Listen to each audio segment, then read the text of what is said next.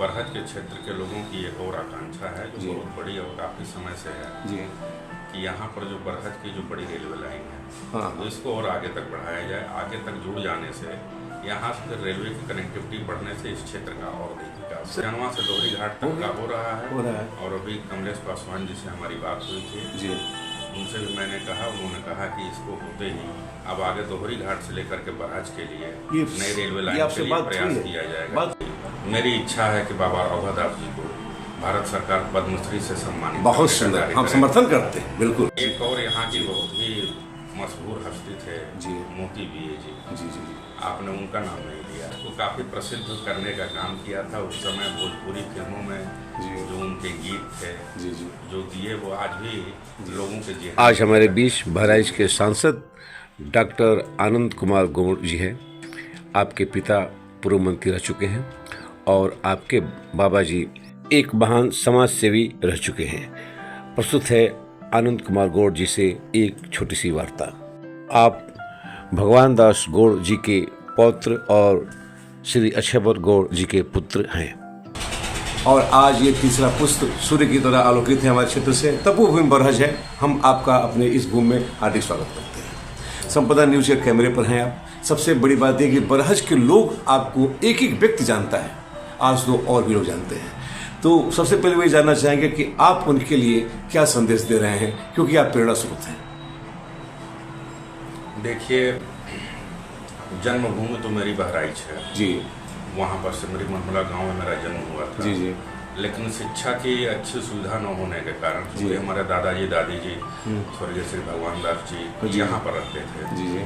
तो वो मुझे यहाँ पर लेके चले आए और यहीं पर मैंने अपनी पूरी शिक्षा जो है ग्रहण की। जी जी। और यहाँ पर हमारे सहपाठी साथ में रहने वाले लोग सभी लोग यहाँ पर पड़ोसी हमारे और नगर के लोग सभी लोग परिवार के जैसे रहते थे। एक दूसरे से मिलना जुलना, सबके सुख दुख में काम आना सब चलता रहता था। हमारे जितने यहाँ पर शुभचिंतक हैं जो हमारे सहपाठी रहे हैं, यहाँ पर जो हमारे परिचित सब नगर के लोग हैं, इस बरहज की जो पुण्य भूमि है जी मैं इसको प्रणाम करता हूँ। यहाँ पर आप जानते हैं कि शिक्षा की अच्छी सुविधा पहले नहीं थी। उच्च शिक्षा के लिए लोगों को देवरिया गोरखपुर जाना पड़ता था। और उस समय 1970 में हमारे दादाजी स्वर्गीय श्री भगवान दास जी ने बाबा राघवदास जी की प्रेरणा से, जो बाबा राघवदास जी पूर्वांचल के गांधी कहे जाते हैं, जिन्होंने बहुत सारे कुष्ठ सेवाश्रम शुरू कराए, बहुत सारे उच्च शिक्षण संस्थान उन्होंने शुरू कराए, डिग्री कॉलेज, पीजी कॉलेज। उन्हीं से प्रेरणा लेते हुए काका जी के आदेश पर उन्होंने, उनके शिष्य थे बाबा दादाजी हमारे, उनके आदेश पर उन्होंने यहाँ पर डिग्री कॉलेज की स्थापना कराया था। और इसके डिग्री कॉलेज की स्थापना होने की वजह से यहाँ पर आसपास के पूरे क्षेत्र के लोग जो बरहज तहसील के लोग हैं उनको उच्च शिक्षा के लिए बहुत ज़्यादा दूर नहीं जाना पड़ता था। वो लोग अपने घर पर रहते हुए उच्च शिक्षा यहाँ पर ग्रहण कर सकते थे। और मुझे भी सौभाग्य मिला कि फिर बाद में मैं भी उसी कॉलेज में स्नातक और स्नातकोत्तर किया। स्नातक करने के बाद मैं भी बाहर जाना चाहता था। तो उस समय हमारे दादाजी ने कहा कि जो स्नातकोत्तर की पढ़ाई जिस विषय की वहाँ से होगी वो यहाँ से भी हो रही है। बहुत सही तो फिर यहीं पे रहना ज़्यादा ठीक होगा। उनकी इच्छा थी कि यहीं से रह के कहा जब बाहर जाना होगा तो बाहर जाके PhD करें, अपना और उच्च शिक्षा ग्रहण करें। फिर उन्हीं के प्रेरणा और आशीर्वाद से हमने यहाँ से स्नातकोत्तर करने के बाद में PhD की भी उपाधि जो है हासिल की। ये PhD उपाधि आपने कहाँ से हासिल की है? ये महात्मा गांधी काशी विद्यापीठ विश्वविद्यालय वाराणसी से हमने मनोविज्ञान में PhD की उपाधि जो है ग्रहण किया था। बीच में फिर समय मिला, मैंने कॉम्पिटिटिव एग्जाम्स थे, मैंने MBA भी किया हैदराबाद यूनिवर्सिटी से। इसके बाद फिर रोजगार के सिलसिले में फिर बहराइच में पेट्रोलियम डीलरशिप का आवंटन हुआ। फिर मेरा 2001 से के बाद से बहराइच में फिर रहना हुआ। लेकिन यहाँ के लोगों से जो लगाव था, मिलना जुलना था, वो बराबर होता रहता था। सभी लोग अभी भी संपर्क में हैं। जब भी हम यहाँ पर आते हैं सभी लोगों से मुलाकात होती है। और बरहज का ये जो क्षेत्र है यहाँ पर सबसे पहले अनंत महाप्रभु जी ने अपनी साधना से इस बरहज क्षेत्र को गौरवान्वित किया जी। यहाँ पर काफ़ी इसको पुण्य मिला। बगल में आप जानते हैं कि देरहा बाबा रहते थे, उनका स्थान है। तो ऐसी ये पुण्य भूमि है बरहज की। यहाँ पर रहने का, शिक्षा ग्रहण करने का, लोगों के साथ रहने का मुझे सौभाग्य मिला। लेकिन इन सब के बाद भी जो है, जो हमारा बरहज क्षेत्र है आज भी अगर कहा जाए तो औद्योगिक रूप से यहाँ पर शून्य है। शून्य, बिल्कुल। ऐसी कोई गतिविधि यहाँ पर अभी तक संचालित नहीं हो पाई है। हमारी भारतीय जनता पार्टी ने भारतीय जनता पार्टी संगठन में लगातार काम करते रहने के कारण, समाज सेवा के क्षेत्र में काम करते रहने के कारण मुझे लोकसभा में अवसर प्रदान किया जी। और वहाँ से बहराइच से लोकसभा का चुनाव मैंने लड़ा और इस बार 2024 में जनता, बहराइच की जनता के आशीर्वाद से मैं उनका लोकसभा में प्रतिनिधित्व कर रहा हूँ। तो वहाँ पर जब हमारे यहाँ के बांस गांव के जो सांसद हैं कमलेश पासवान जी, उनसे भी हमारी बराबर मुलाकात होती है। इस क्षेत्र के विकास के बारे में चर्चा होती है, हम लोग चिंता करते हैं। यहाँ तक कि हमारे जो देवरिया के जो सांसद हैं शशांक मणि जी, उनसे भी हमारी चर्चा होती है। जो गोरखपुर के हमारे सांसद हैं रवि किशन जी, उनसे भी यहाँ के बारे में चर्चा होती है। तो हम चाहते हैं कि अब इन लोगों के सहयोग से बरहज के क्षेत्र का और अधिक विकास हो सके। सर थोड़ा सा इसमें संज्ञान में एक बात डालना चाहते हैं। आपने ये कहा है तो कमलेश पासवान जी का आपने नाम लिया है, तो बरहज में कुछ ऐसी भी चीज़ें हैं, जैसे माँ गायत्री प्रकट हुई थी, भारत का पहला ऐसा स्थान जहाँ माँ गायत्री प्रकट हुई है और वह उपेक्षित है, कोई जानता नहीं है। ये मुझे राजेंद्र पाठक जी ने बताया था, सब प्रमाण मेरे पास है। हमने सबको कहा, सबसे कहा। मैं यही कहूँगा कि यदि आप संसद में हैं और कमलेश पासवान जी के पास हैं, ऐसे लोगों के पास है तो एक बार कान में डालिए, कम से कम ऐसी चीज़ों को बचा लिया जाए उन तक। नहीं, बिल्कुल आपके चैनल के माध्यम से और यहाँ के लोगों के माध्यम से ये आवाज़ जनप्रतिनिधियों तक पहुँचनी चाहिए। बिल्कुल। और जो उचित मंच है हमारा आदरणीय योगी आदित्यनाथ जी के पास, माननीय नरेंद्र मोदी जी के पास और सक्षम जो हमारे जनप्रतिनिधि हैं, ये सब लोग इस बात को पहुँचाएंगे। आपने हमारे संज्ञान में लाया। बिल्कुल। मैं भी इसके लिए पूरा प्रयास एक बार जरूर से कहिएगा ताकि हम लोग इससे मुक्त हों, हर विधा से एक बार प्रयास करें मिले, क्योंकि आपको हम चिर अस्थायी मानते हैं कि हमेशा आप बने रहेंगे। कभी भी वक्त मिले तो इन पर जरूर एक बार निगाह डालिएगा ताकि ये महापुरुष जो हैं बचे रहें, इनका नाम बचा रहे।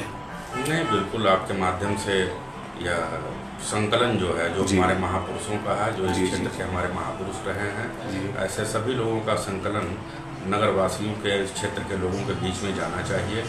हम लोग भी प्रयास करेंगे इसके लिए। और इस समय मैं आपके माध्यम से यहाँ के सभी क्षेत्रवासियों से कहना चाहूँगा कि मेरी इच्छा है कि बाबा रघुदास जी को भारत सरकार पद्मश्री से सम्मानित। बहुत सुंदर, हम समर्थन करते हैं, बिल्कुल, बहुत सुंदर, ये बात होना चाहिए। क्योंकि जिस तरह से इस पूर्वांचल के क्षेत्र में बाबा रघुदास जी ने समाज सेवा के क्षेत्र में काम किया, शिक्षा के क्षेत्र में काम किया, वो निश्चित रूप से अविस्मरणीय है और हम सभी लोगों के लिए हमेशा हमेशा प्रेरणा देता रहेगा। उनका तो यह सूत्र वाक्य जो था कि यह शरीर समाज का है और इसका एक एक कण समाज की सेवा में लगा देना है, यह मेरे लिए भी है, मुझको भी हमेशा प्रेरणा देता रहता है। और इसी सूत्र वाक्य को मैं अपने जीवन में लेकर चल रहा हूँ। एक और यहाँ की बहुत ही मशहूर हस्ती थे मोती बीए जी।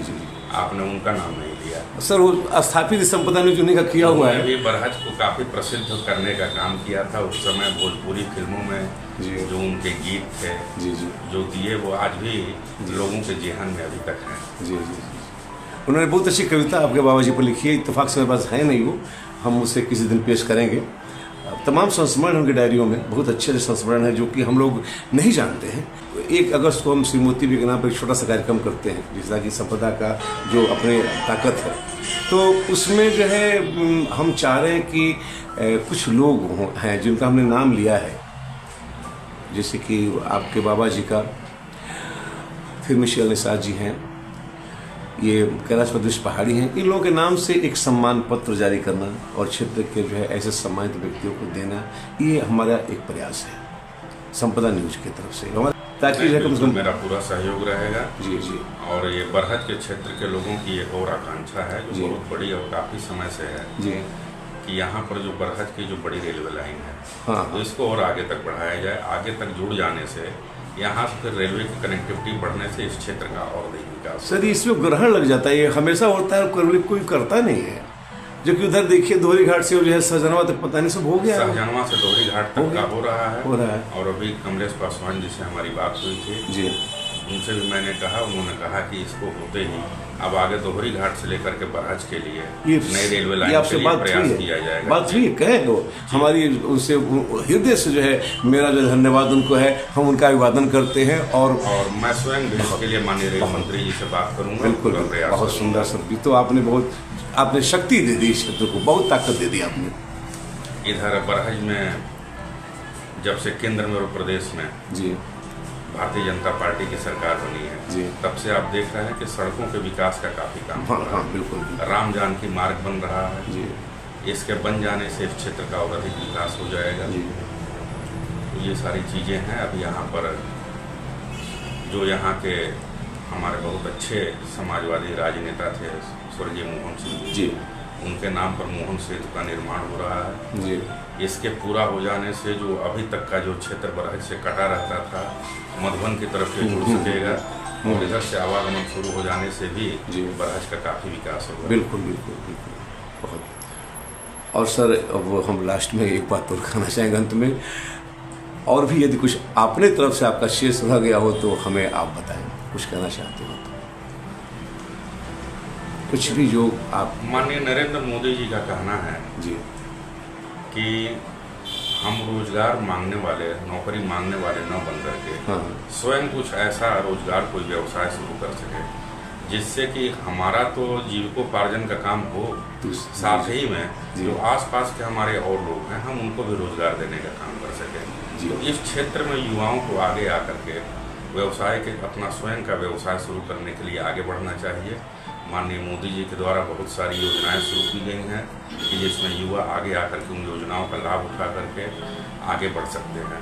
अभी माननीय मुख्यमंत्री जी ने, योगी आदित्यनाथ जी ने भी अपना मुख्यमंत्री उद्यमी योजना की शुरुआत की है जिसमें बिना किसी गारंटी के, बिना किसी कोलैटरल के, बिना कोई अपनी संपत्ति को गिरवी रखे हुए आप बैंक से 5 लाख रुपए तक का लोन ले सकते हैं। अच्छी बात है। प्रधानमंत्री रोजगार सृजन कार्यक्रम पहले से चल रहा है जिसको 25 लाख था बढ़ा करके 50 लाख कर दिया गया। मुद्रा योजना जो 10 लाख रुपए तक की सीमा थी उसको बढ़ा करके अब 20 लाख रुपए तक का कर दिया गया। कौशल विकास प्रशिक्षण केंद्र हैं यहाँ पर, उनमें बराबर सभी लोग प्रशिक्षण प्राप्त करके आगे बढ़ सकते हैं। तो इन सब चीज़ों का जब सरकार ने आपके लिए सुविधा शुरू की है तो उसका लाभ लेना चाहिए। ये स्वयं के लिए भी और क्षेत्र के लिए, दोनों के लिए जो है काफ़ी लाभदायक रहेगा। बहुत बहुत धन्यवाद सर आपको, संपदा न्यूज के लिए बहुत बहुत धन्यवाद आपका।